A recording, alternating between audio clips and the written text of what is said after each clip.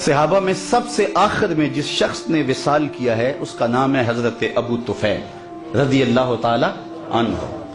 110 ہجری میں وصال ہوا ہے، حضور کا وصال ہوا ہے 11 ہجری کے اوائل میں، اور ان کا وصال ہوا ہے 110 ہجری میں، تو گویا حضور کے وصال کے تقریباً 100 سال بعد زندہ رہے۔ آخری وقت ہے ان کا، آخری سال جو تھا ان کا، حج کا موسم تھا، تو وہ وہاں آگے ہجوم میں اور ایک اونچے ٹیلے پہ کھڑے ہو گئے اور لوگوں کو اپنی جانب متوجہ کر کے کہا کہ لوگوں آؤ، اس وقت روئے زمین پہ میرے علاوہ کوئی نہیں جس نے رسول اللہ کو دیکھا ہو، صرف میری آنکھوں نے حضور کا دیدار کیا۔ اللہ اکبر! پھر لوگوں کا کیا پیار ہوا ہوگا۔ یہ کل میں نکلا سڑک پہ تو یہاں ساروکی سے لے کر غازی علم الدین کے مزار تک لوگ گاڑی سے چمٹتے تھے اور گاڑی کو ہاتھ لگا لگا کے چومتے تھے، اور میں اندر سے کہتا تھا تو بہت چھوٹا شخص ہے، تیری تو اوقات ہی کچھ نہیں ہے۔ تو میں کہتا یہ کیوں مجھ سے پیار کرتے ہیں؟ اس لیے کہ میرے لبوں پہ نام محمد کا وظیفہ ہے۔ یار 14 صدیوں کے فاصلے پہ میرے جیسا نکما شخص بھی حضور کا نام لے تو لوگ گاڑی سے لپٹیں، تو یار مجھے بتاؤ جس نے خود حضور کو دیکھا ہوگا تو کتنے ناز سے کہا لوگوں آؤ، اس وقت روئے زمین پہ میرے علاوہ کوئی نہیں جس نے حضور کو دیکھا ہوگا۔ اقبال نے کہا تھا نا کہ نسیم تشنا ہی نہیں اقبال کچھ اس پہ نازاں، فخر ہم کو بھی ہے شاگردی داغ سخنداں کا۔ جس نے داغ دہلوی کو دیکھا وہ ناز کرتا۔ ہمارے استاد ہوتے تھے محمد علی حاشر، وہ بڑے کمال درجے کے کاتب تھے اور فارسی کے اچھے شاعر تھے، تو وہ کبھی بات کرتے تو کہتے کہ میں اقبال کی مجلسوں میں بیٹھتا رہا ہوں، مولانا ظفر علی خان اس زمانے میں ذمہ دار اخبار نکالتے تھے، تو اس کی شاہ سرخیاں وہ لکھتے تھے، کوئی زمانہ لکھتے رہے، تو وہ کہتے تھے میں مولانا ظفر علی خان کا ساتھی رہا ہوں۔ تو جو مولانا ظفر علی خان کا ساتھی رہے وہ تو ناز کرے، جس نے اقبال کی مجلس میں چند لمحوں کے لیے بیٹھنے کی سعادت پائی ہو وہ تو فخر کرے، جس نے داغ دہلوی کو دیکھا ہو وہ تو ناز کرے، اور جس کی آنکھوں نے جمال محمد عربی کو دیکھا ہو وہ اپنے مقدر پہ کیوں ناز نہ کرے، وہ فخر کیوں نہ کرے۔ کہا لوگوں آؤ، اس وقت کوئی کائنات میں دوسرا نہیں ہے جس نے حضور کو دیکھا ہو، سب سے آخری شخص میں ہوں جس نے حضور علیہ السلام کا دیدار کیا۔ تو لوگ جمع ہو گئے، ہجوم بن گیا۔ میں توجہ تھوڑی دیر کے لیے چاہوں گا، یہ سارے انتظام بعد میں ہو جائیں گے، اس لیے کہ تذکرہ چھڑا ہے حضور کے حسن کا، اور حسن ایسا ہے، پہلے اس پر انہماک کی ایک بات سن لیں۔ یار چہرہ حضور کا تو چہرہ رہا نا۔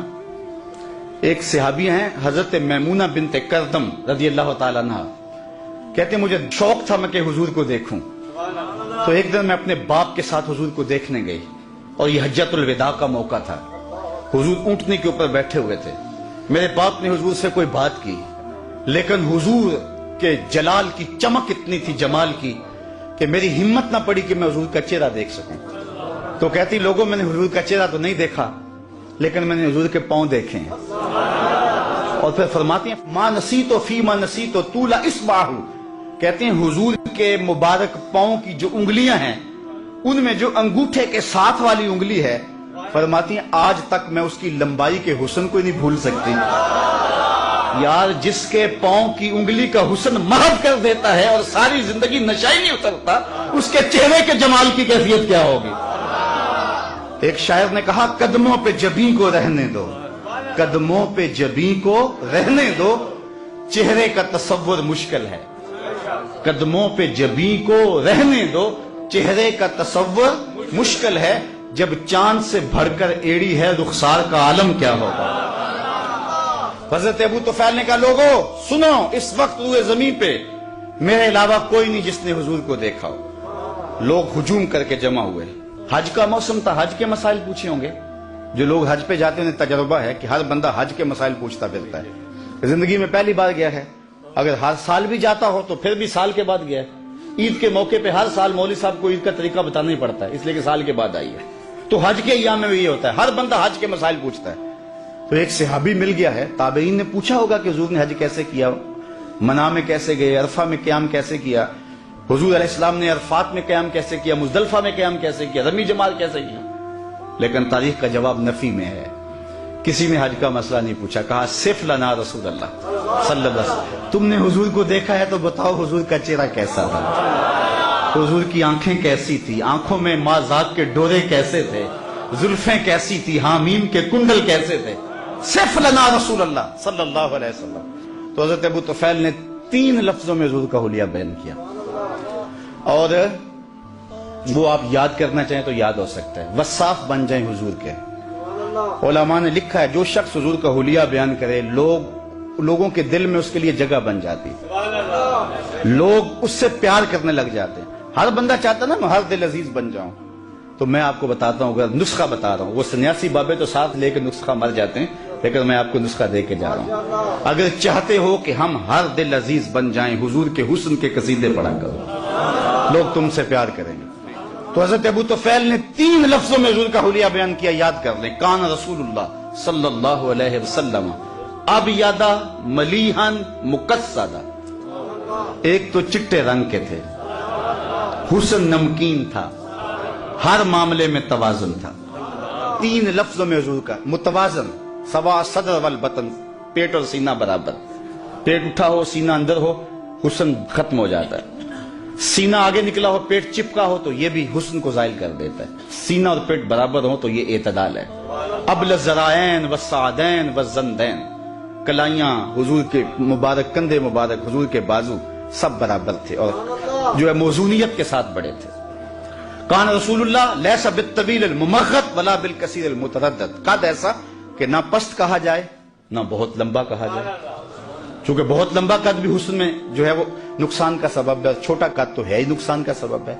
हुजूर दरमियानी कद व कामत के हामिल थे, लेकिन एक शान अल्लाह ने अपने महबूब को यह भी दी थी कि लंबे लंबे कद वाले सहाबी भी थे।